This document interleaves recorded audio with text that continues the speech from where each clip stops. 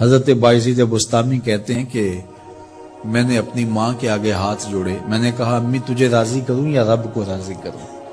تو اپنے حق مجھے معاف کر دے، اللہ کو میں راضی کر لیتا ہوں۔ ماں نے کہا جاؤ پتر میں اجازت دیتی ہوں۔ گئے جنگلوں میں ذکر و فکر میں لگے رہے، تنہائی میں اس کو یاد کرتے رہے، دن رات ذکر کے چراغ روشن رکھے۔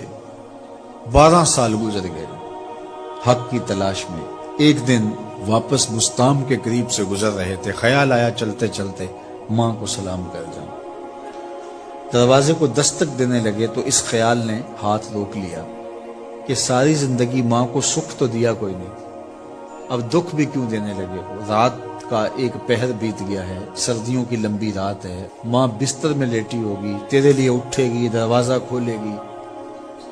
دروازے کے ساتھ ہی لگ کے بیٹھ گئے اور ساری رات کاٹ دی اس خیال سے کہ ماں کو تکلیف نہ ہو۔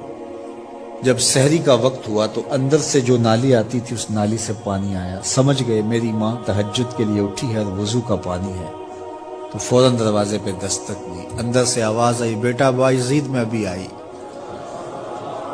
مائیں بیٹوں کے دستک کے انداز سے جان لیتی ہیں یہ کس بیٹے کے ہاتھوں کا لمس ہے۔ 12 سال کے بعد آئے، دستک دی، کہا بیٹا بایزید میں ابھی آئی۔ ماں کی تو نگاہیں ہی دروازے پہ رہتی ہیں۔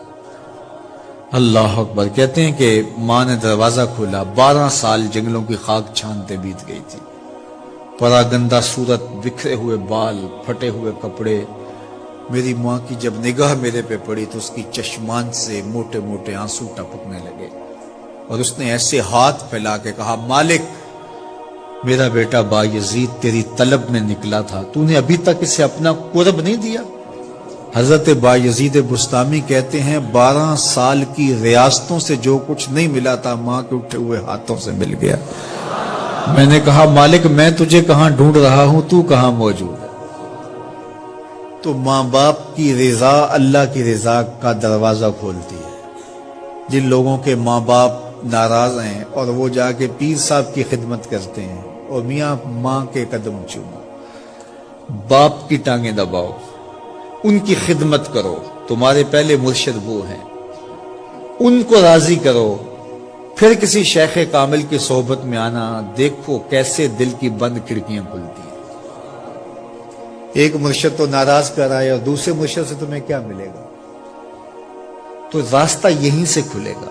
والدین کو کبھی ناراض نہ کرو، والدین کو کبھی دکھ نہ دو، والدین کو کبھی تکلیف نہ پہنچاؤ، اور والدین کو بھی چاہیے کہ اپنی اولاد کو اپنا نافرمان نہ بنائے۔